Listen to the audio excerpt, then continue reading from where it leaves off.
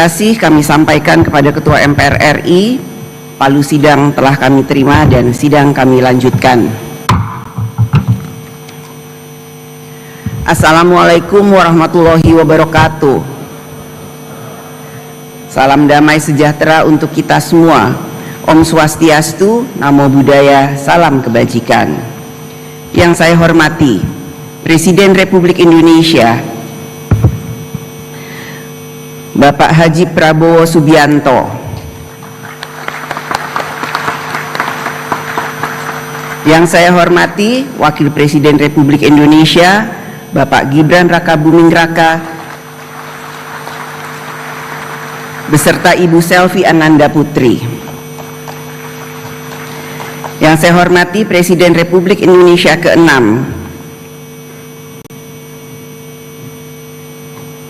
Bapak Profesor Dr. Honoris Causa Haji Susilo Bambang Yudhoyono MA. Yang saya hormati Presiden Republik Indonesia ke-7 Bapak Insinyur Haji Joko Widodo. Yang saya hormati Wakil Presiden Republik Indonesia ke-6 Bapak Jenderal TNI Purnawirawan Tri Sutrisno. Yang saya hormati Wakil Presiden Republik Indonesia ke-10 dan ke-12 Bapak Dr. Andes Haji Muhammad Yusuf Kalla. Yang saya hormati Wakil Presiden Republik Indonesia ke-11 Bapak Profesor Dr. Haji Budiono BSc MEC. Yang saya hormati Wakil Presiden Republik Indonesia ke-13 Bapak Profesor Dr. Honoris Causa Kiai Haji Ma'ruf Amin. Yang saya hormati Ibu Dr. Honoris Causa Dr. Randa Hajah Sinta Nuria Abdurrahman Wahid M.Hum. Yang saya hormati Ibu Hajah Soraya Hamzahas. Yang saya hormati Ketua Majelis Permusyawaratan Rakyat Republik Indonesia Bapak Ahmad Muzani dan para Wakil Ketua MPR RI. Yang saya hormati Ketua Dewan Perwakilan Daerah Republik Indonesia Bapak Sultan Bahtiar Najamuddin dan para Wakil Ketua DPD RI. Ketua Badan Pemeriksa Keuangan Republik Indonesia Ibu Dr. Insinyur Ismayatun CSFA CFRA dan Wakil Ketua BPK RI. Ketua Mahkamah Agung Republik Indonesia Bapak Profesor Dr. Haji Sunarto. Ketua Mahkamah Konstitusi Republik Indonesia Bapak Dr. Suhartoyo SAMH. Ketua Komisi Yudisial Republik Indonesia Bapak Profesor Amzulian Rifai SALMM PhD. Para Wakil Ketua Dewan Perwakilan Rakyat Republik Indonesia. Dan yang saya hormati para Ketua Umum Partai Politik yang saya sayangi dan saya cintai, Ketua Umum Partai Demokrasi Indonesia Perjuangan Ibu Profesor Dr. Honoris Causa Haja Megawati Soekarno Putri atau yang saat ini diwakili saya keberadaannya.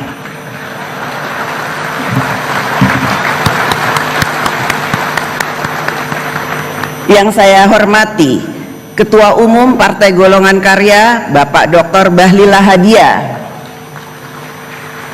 Yang saya hormati Ketua Umum Partai Gerindra Bapak Haji Prabowo Subianto. Yang saya hormati Ketua Umum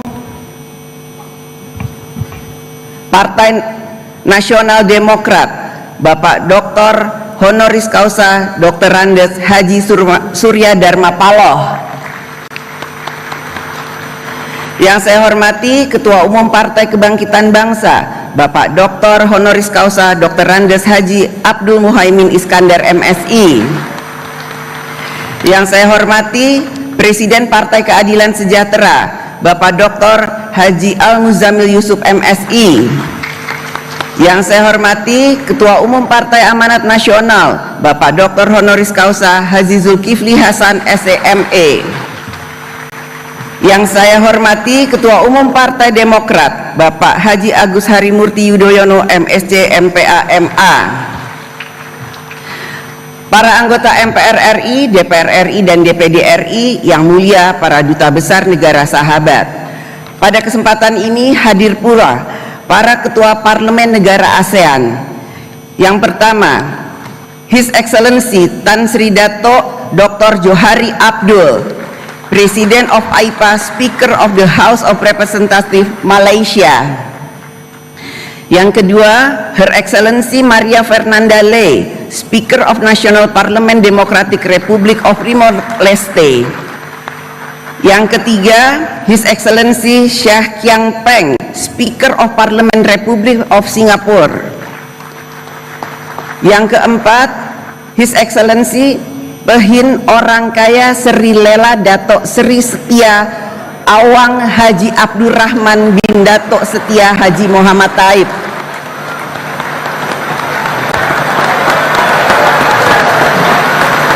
Speaker of Legislative Council Brunei Darussalam.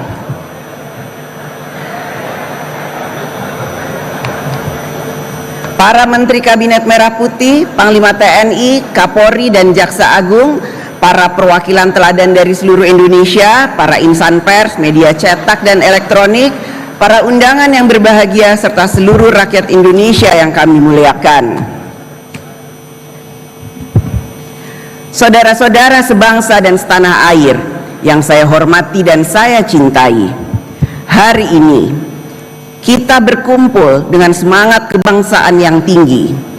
Dalam hitungan hari, bangsa kita akan memasuki peringatan 80 tahun kemerdekaan Republik Indonesia.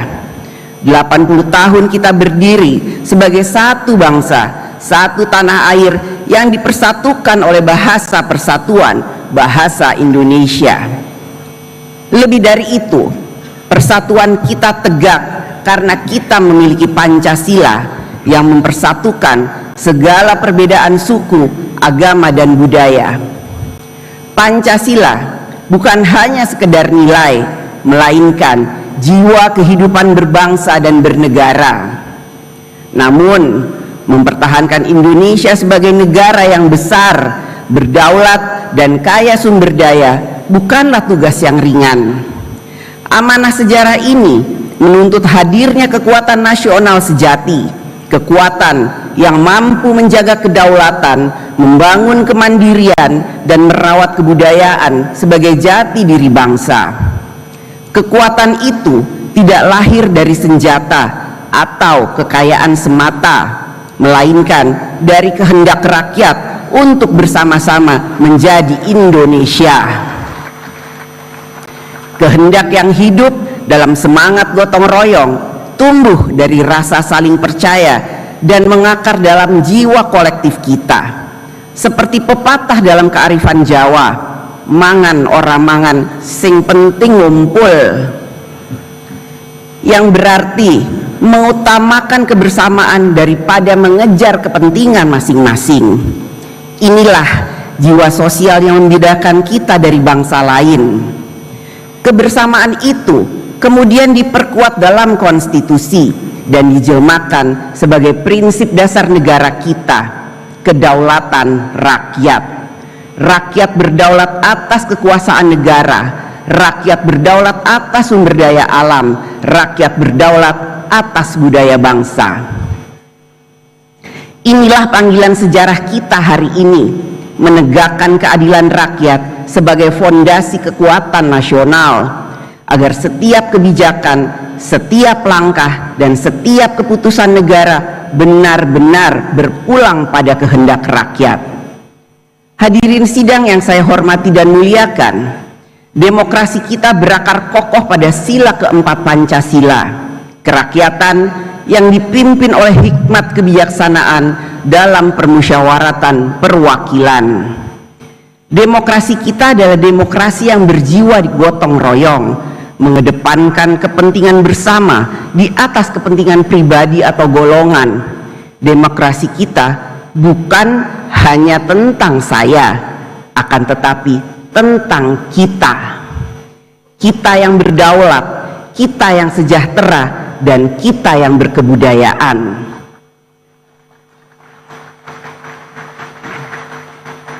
Demokrasi Pancasila menempatkan musyawarah sebagai proses utama dan hikmat kebijaksanaan sebagai sumber pikiran dan nurani dalam setiap pengambilan keputusan, sehingga membawa kebaikan bagi seluruh rakyat dan tidak meninggalkan siapapun di belakang. Dalam sistem demokrasi Indonesia, sebagaimana diamanatkan oleh konstitusi, partai politik memegang peran strategis dalam membentuk perwakilan rakyat. Partai politik bukan sekedar kendaraan menuju kekuasaan, tetapi jembatan antara rakyat dan negara. Dari partailah wakil rakyat dilahirkan, dari partailah presiden dan kepala daerah diusung. Oleh karena itu, partai politik memikul tanggung jawab besar sebagai soko guru kedaulatan rakyat. Partai politik bukan hanya struktur organisasi. Partai politik adalah institusi perjuangan yang seharusnya berdiri tegak di atas nilai, integritas, dan kepercayaan rakyat. Sebab partai tanpa nilai perjuangan akan membawa kekuasaan kehilangan arah dan makna bagi rakyat. Karena peran strategis itulah, partai politik tidak boleh berhenti membenahi diri.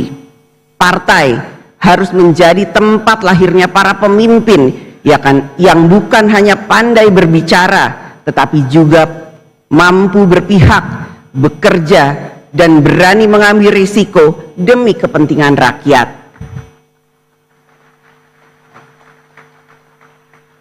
Namun, keberhasilan partai politik dalam menjalankan perannya sangat bergantung pada sistem yang menjadi wadahnya. Sebaik apapun visi dan integritas partai, jika sistem politik, khususnya sistem pemilu, tidak mendukung terwujudnya kedaulatan rakyat secara nyata, maka suara rakyat berisiko terdistorsi. Sistem pemilu kita sebagai sarana utama membentuk perwakilan memang belum sepenuhnya sempurna. Tantangan kita adalah memastikan bahwa sistem ini benar-benar mendekatkan kehendak rakyat dalam menempatkan wakil-wakilnya dan memilih pemimpinnya. Saat ini, demokrasi dalam pemilu kita selain ditentukan oleh garis tangan, juga sering dipengaruhi oleh campur tangan dan buah tangan.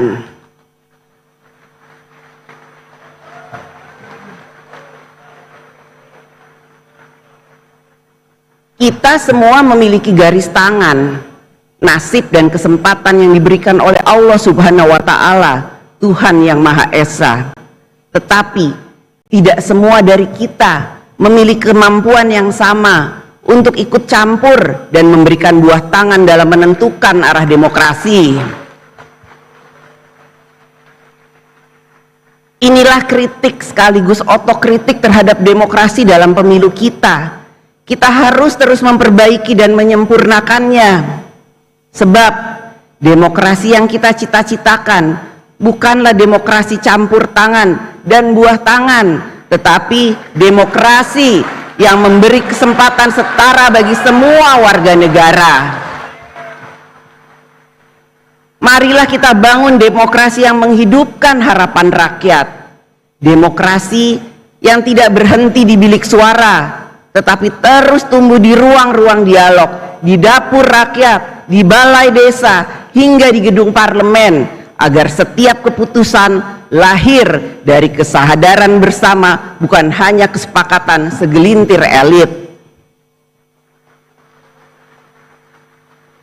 Dalam demokrasi, rakyat harus memiliki ruang yang luas untuk berserikat, berkumpul, menyatakan pendapat, dan menyampaikan kritik. Kini, kritik rakyat hadir dalam berbagai bentuk yang kreatif dan memanfaatkan kemajuan teknologi, khususnya media sosial sebagai corong suara publik. Ungkapan tersebut dapat berupa kalimat singkat seperti kabur saja dulu, sindiran tajam, Indonesia gelap, lelucon politik, negara Konoha, hingga simbol-simbol baru seperti bendera One Piece dan banyak lagi yang menyebar luas di ruang digital. Fenomena ini menunjukkan bahwa aspirasi dan keresahan rakyat kini disampaikan dengan bahasa zaman mereka sendiri. Bagi para pemegang kekuasaan, semua suara rakyat yang kita dengar bukanlah sekedar kata atau gambar. Di balik setiap kata ada pesan, di balik setiap pesan ada keresahan, dan di balik keresahan itu ada harapan.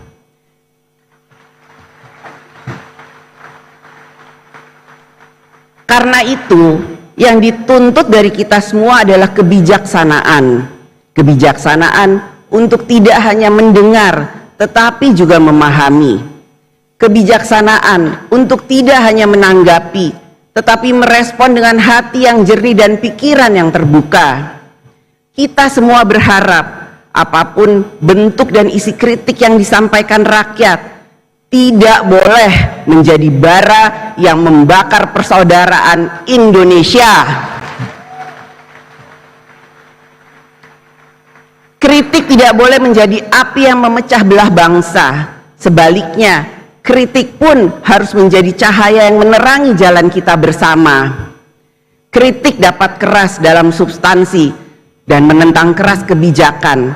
Akan tetapi, kritik bukan alat untuk memicu kekerasan, kebencian, menghancurkan etika dan moral masyarakat, apalagi menghancurkan kemanusiaan. Gunakanlah ruang kritik itu sebagai sarana untuk menyadarkan penguasa, memperbaiki kebijakan, menuntut tanggung jawab, dan mendorong kemajuan bagi seluruh anak bangsa. Hadirin sidang yang saya hormati dan muliakan, kekuasaan eksekutif, legislatif, dan yudikatif harus dibagi, bukan untuk saling melemahkan, melainkan untuk memastikan tidak ada satupun kekuasaan pun yang berdiri di atas yang lain. Dalam konteks Indonesia, sebagaimana diatur dalam Undang-Undang Dasar Negara Republik Indonesia tahun 1945, pembagian kekuasaan antara pemerintah, DPR, DPD, MPR, MA, dan MK bukanlah sekedar pemisahan kekuasaan, akan tetapi kekuatan terpadu atau united power dalam mencapai tujuan bernegara.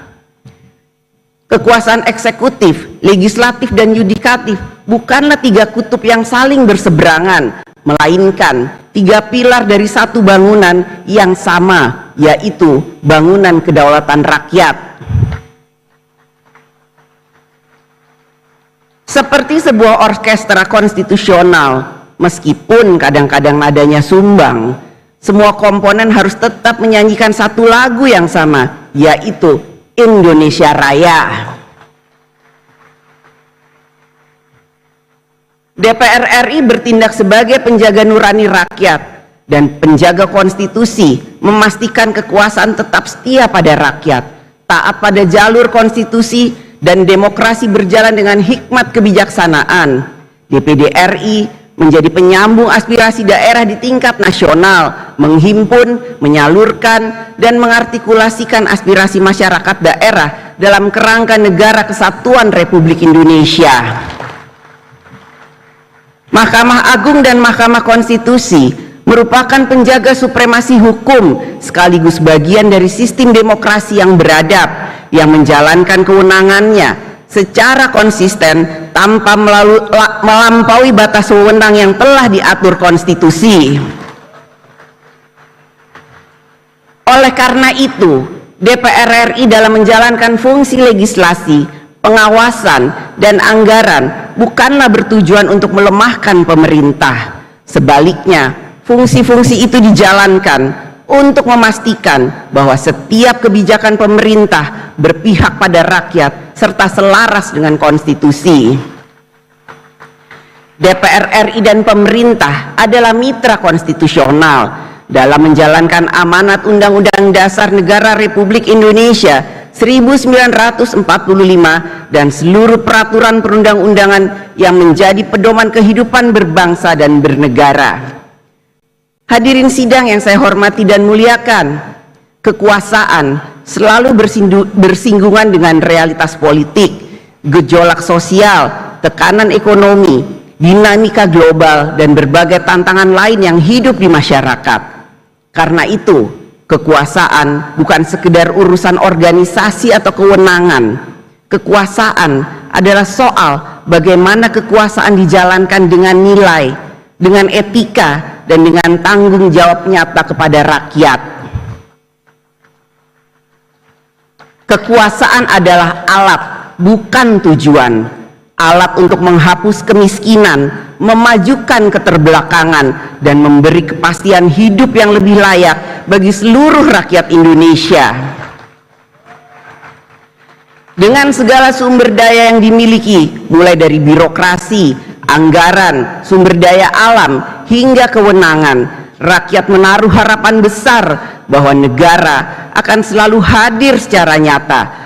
Hadir bukan hanya di baliho, bukan hanya di pidato, tetapi hadir di sawah, di sekolah, di rumah sakit, dan di kampung-kampung yang menanti keadilan sosial.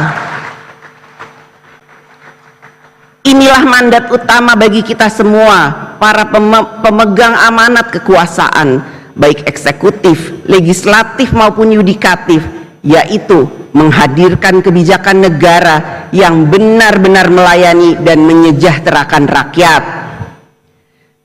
Bagi rakyat yang membutuhkan kehadiran negara dalam menyelesaikan persoalan hidupnya, menunggu satu hari saja terasa sangat lama. Tetapi bagi kita, para pemangku kekuasaan di DPR RI dan di pemerintah, membahas dan mencari solusi atas persoalan rakyat seringkali berlangsung berhari-hari, berbulan-bulan, bahkan bertahun-tahun. Akibatnya rakyat harus menunggu. Jangan biarkan rakyat menunggu. Negara harus hadir secepat mungkin dalam menyelesaikan urusan rakyat. Pada kesempatan yang baik ini, izinkan kami DPR RI menyampaikan apresiasi setinggi-tingginya atas inisiatif Presiden Prabowo Subianto yang dalam waktu singkat telah menyelesaikan atau merespon cepat sejumlah persoalan strategis dan menyentuh langsung kepentingan rakyat. Di antaranya, pencabutan izin tambang di kawasan Geopark Raja Ampat,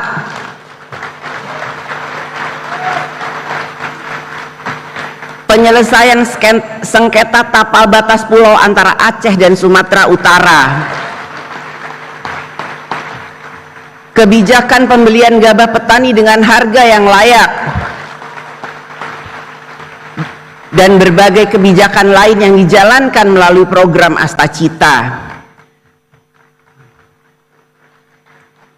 Respon cepat ini patut diapresiasi karena mencerminkan keberpihakan pemerintah pada kepentingan rakyat. Namun akan lebih baik jika langkah-langkah tersebut merupakan hasil dari perencanaan matang dan cermat sehingga menjadi bagian dari kinerja reguler pemerintah. Kedepan, rakyat tentu mendambakan agar masalah-masalah lain yang berada di luar kemampuan mereka dapat diselesaikan pemerintah dengan cepat. Tugas kita bukan hanya membicarakan harapan rakyat, tetapi juga mewujudkannya. Pemerintah dalam menjalankan kekuasaannya harus senantiasa mawas diri, sebab kekuasaan sejatinya adalah untuk melayani, membantu, dan memberdayakan rakyat. Kekuasaan bukan untuk menakuti rakyat, melainkan untuk menyelesaikan urusan rakyat, meskipun seringkali urusannya rumit, ibarat cinta segitiga antara aspirasi, anggaran, dan aturan.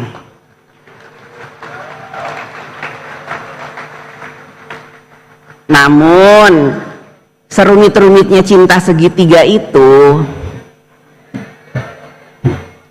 selalu ada saja jalan untuk menemukan solusi yang terbaik bagi bangsa dan negara.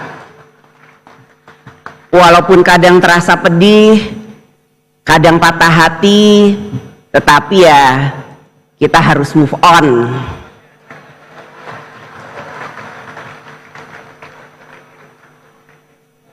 Hadirin sidang yang saya hormati dan muliakan, hari ini kita dihadapkan pada ketegangan dan konflik geopolitik, perang dagang, krisis iklim dan energi, ketimpangan ekonomi dan yang semakin tajam, disrupsi teknologi, serta pergeseran kekuatan global.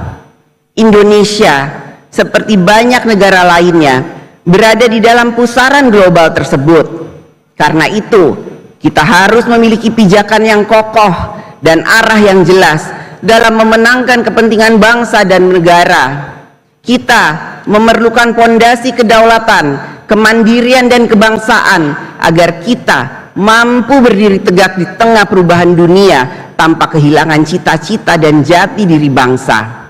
Pondasi kedaulatan tidak hanya berarti menjaga batas wilayah, tetapi juga memastikan arah kebijakan luar negeri dan ekonomi nasional ditentukan secara mandiri.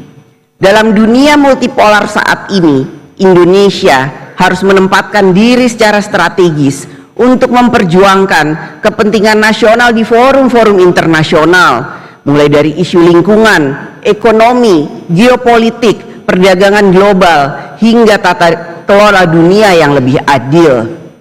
Memperkuat pondasi kemandirian bukan berarti menutup diri dari dunia, melainkan membangun kekuatan domestik agar tidak rapuh menghadapi tekanan eksternal. Kemandirian ini menuntut langkah nyata, membangun kemandirian pangan, energi, manufaktur, dan teknologi strategis. Kemandirian nasional bukan sekedar soal infrastruktur dan modal, tetapi juga kualitas manusia yang menggerakkannya. Karena itu, investasi pada pendidikan, penguasaan teknologi, dan pembangunan karakter bangsa menjadi bagian tak terpisahkan dari strategi kemandirian. Dalam pembangunan sumber daya manusia nasional, kita tidak boleh mengabaikan fakta bahwa setengah dari potensi bangsa Indonesia adalah kaum perempuan. Data Badan Pusat Statistik atau BPS tahun 2024 menunjukkan 49% penduduk Indonesia adalah perempuan. Dalam era pembangunan inklusif, keberadaan dan kontribusi perempuan harus ditempatkan bukan hanya dalam kerangka hak azazi manusia, tetapi juga sebagai prasyarat keberhasilan pembangunan nasional. Hakikat pembangunan adalah membebaskan manusia dari belenggu ketidakadilan, kemiskinan, dan ketertinggalan. Karena itu, laki-laki dan perempuan harus sama-sama terbebas dari belenggu tersebut dan sama-sama meraih kesejahteraan. Bukan hanya laki-laki saja atau perempuan saja, tetapi laki-laki dan perempuan yang harus sejahtera. Saat ini, keterwakilan perempuan di DPR RI periode tahun 2024 sampai 2029 mencapai rekor tertinggi sepanjang sejarah, yaitu sekitar 21,9% atau 127 dari 580 anggota DPR.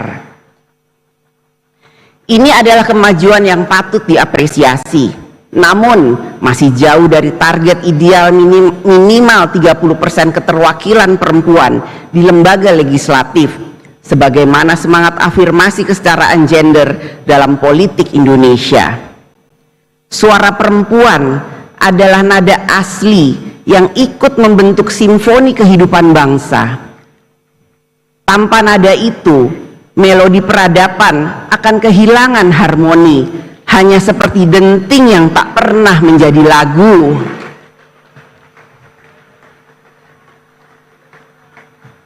Laki-laki dan perempuan hidup di dunia yang sama, memikul tanggung jawab yang sama untuk membangun peradaban dunia. Seperti syair lagu yang pernah sangat populer.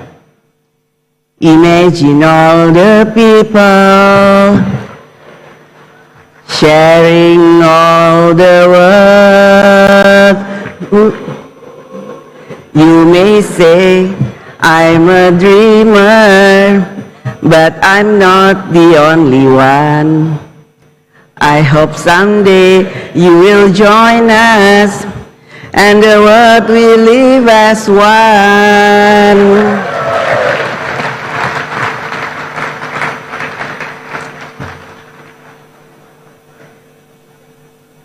Begitulah seharusnya kita membayangkan tempat di mana perempuan dan laki-laki berbagi ruang, berbagi kuasa, dan berbagi tanggung jawab untuk kemajuan bersama. Perempuan juga berhak menduduki jabatan publik dan negara di semua tingkatannya.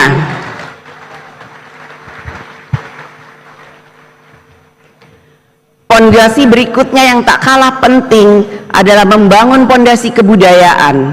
Kebudayaan bukan sekedar menjaga warisan masa lalu, melainkan juga sebagai upaya memperkuat jiwa kolektif yang menyatukan dan memberi arah moral bagi bangsa kita. Di tengah derasnya arus globalisasi nilai dan budaya asing, identitas bangsa kita tidak boleh luntur. Nilai-nilai luhur Pancasila, semangat gotong royong, serta Bhinneka Tunggal Ika adalah modal sosial terbesar yang kita miliki. Kita juga menghadapi tantangan terbesar yang berasal dari dalam diri kita yang harus kita taklukkan demi membangun kekuatan nasional yang kokoh dan berkelanjutan. Seperti yang pernah diingatkan oleh Bung Karno, perjuanganku lebih mudah karena melawan penjajah, tapi perjuanganmu akan lebih sulit karena melawan bangsamu sendiri. Di satu sisi, rakyat kita dengan segala keterbatasannya memiliki etos kerja yang luar biasa. Petani, nelayan, buruh, guru, ojek online, TNI, Polri, ASN, tenaga kesehatan di pelosok-pelosok negeri, mereka semua bekerja keras tanpa kenal lelah. Namun di sisi lain, kita menghadapi kenyataan pahit. Sebagian kecil masyarakat dengan segala kelebihannya justru mengeksploitasi rakyat dan sumber daya alam melalui praktek bisnis yang manipulatif, bisnis ilegal, tambang ilegal, judi online, narkoba, penyelundupan, dan lain sebagainya. Keuntungan mereka sudah melampaui batas rasionalitas ilmu ekonomi dan nilai peradaban. Presiden Prabowo Subianto menyebutnya dengan istilah tajam, serakah nomik.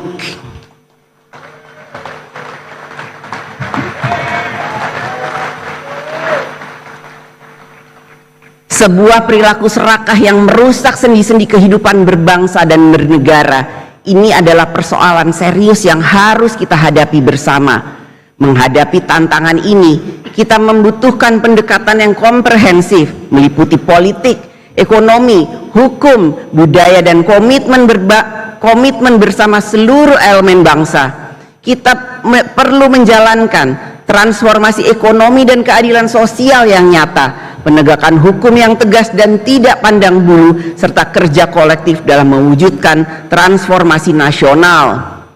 Dengan kebersamaan dan tekad bulat, kita yakin bahwa kita mampu memperkuat pondasi nasional yang akan menjadi kekuatan demi mewujudkan Indonesia yang adil, maju, dan berdaulat. Saudara-saudaraku sebangsa dan setanah air, tahun 2045 akan menjadi tonggak bersejarah saat Indonesia merayakan 100 tahun kemerdekaan. Perayaan ini bukan sekedar momentum ulang tahun, tetapi juga menjadi titik awal dari Indonesia emas, sebuah era kejayaan dan kemajuan bangsa yang kita impikan bersama. Pada tahun 2045, jumlah penduduk Indonesia diperkirakan mencapai 324 juta jiwa, menjadikan kita negara dengan populasi terbesar ke-6 di dunia. Lebih dari itu, sekitar 70% penduduk berada pada usia produktif. Ini adalah peluang besar yang harus kita manfaatkan secara optimal.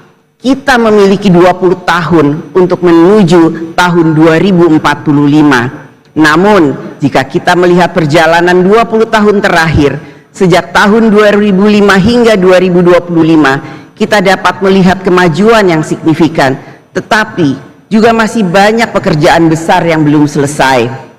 Pilar-pilar kemandirian nasional seperti pangan, energi, dan manufaktur strategis belum sepenuhnya menjadi kekuatan bangsa.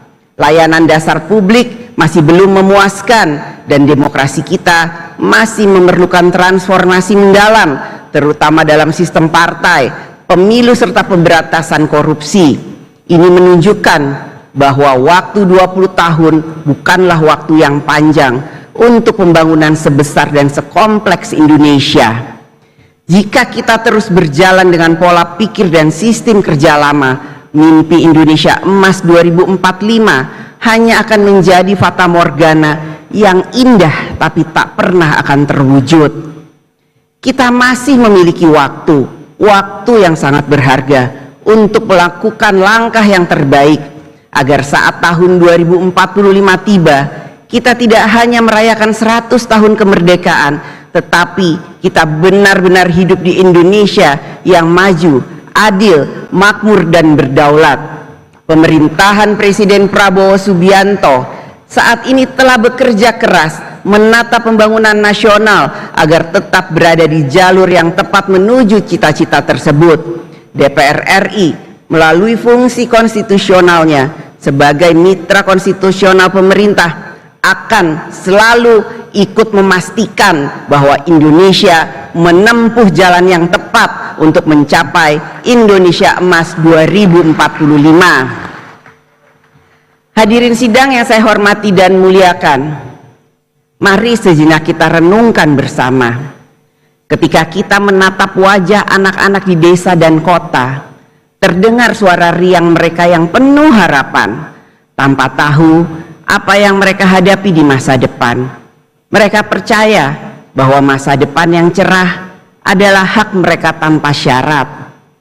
Kepercayaan inilah yang menjadi amanat terbesar bagi kita semua, panggilan anak cucu kita, agar kita mewariskan negeri ini dalam keadaan yang lebih baik daripada yang kita terima.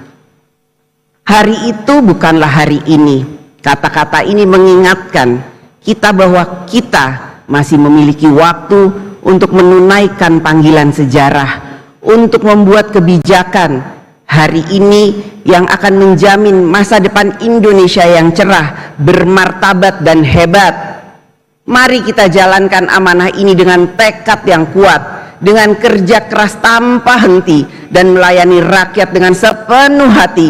Jangan biarkan rakyat menunggu, karena setiap hari adalah kesempatan untuk memperbaiki dan membangun Indonesia. Dengan semangat itu, kita akan sampai di era Indonesia Emas 2045, bukan sebagai sekedar harapan, tetapi sebagai kenyataan yang akan kita raih bersama. Hari itu bukanlah hari ini. Kita masih memiliki kesempatan untuk menciptakan masa depan Indonesia yang lebih baik.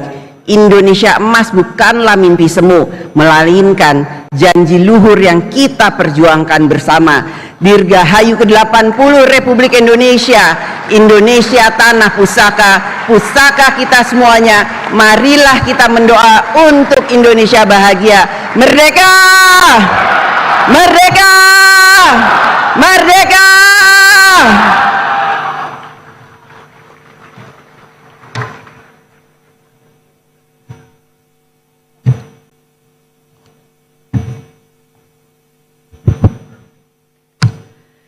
Saudara Presiden dan Saudara Wakil Presiden, hadirin peserta sidang yang terhormat, marilah kita memasuki agenda selanjutnya, yaitu pidato Presiden Republik Indonesia tentang penyampaian laporan kinerja lembaga-lembaga negara dan pidato kenegaraan dalam rangka hari ulang tahun ke-80 kemerdekaan Republik Indonesia tahun 2025 di hadapan sidang tahunan MPR RI dan sidang bersama DPR RI dan DPD RI, didahului dengan penayangan video capaian kepemimpinan Presiden Republik Indonesia.